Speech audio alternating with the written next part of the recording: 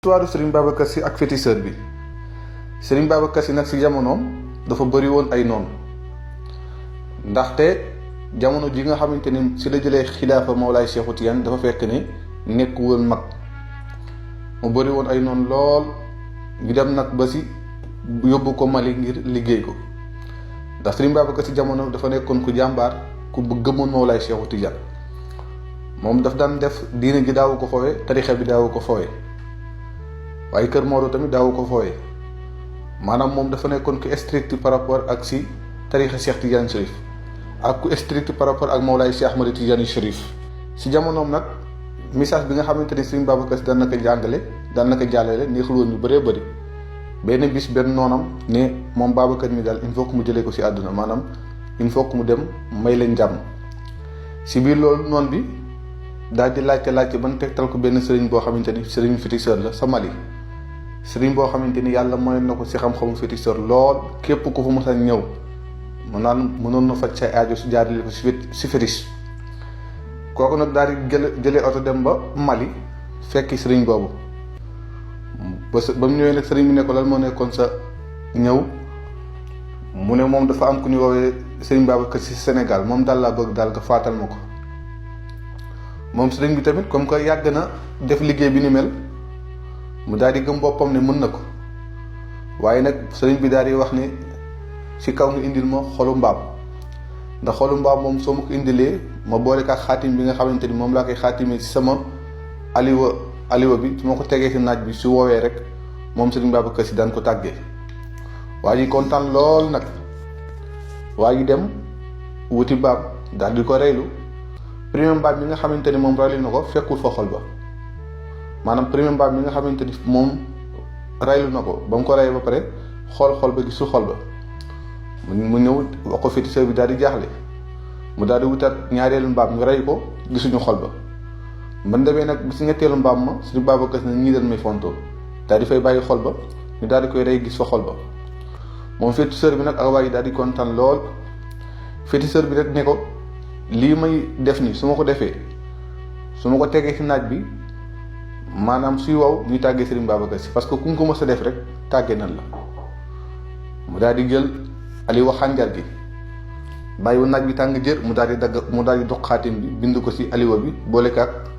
xolu mbaam mi ak lam tay def sa lam tay def daal ci bind tuuru Serigne Babacar Sy Serigne Babacar Sy Malick moom sa Tiwaawan waaye moom bokk na ci xut bi yoo xamante ni fun toog maanaam ci àdduna dara du leen tënk maanaam amuñu espace tënku leen temps tënku leen maanaam mën nañ toog sa Tiwaawan da gis la sa màkk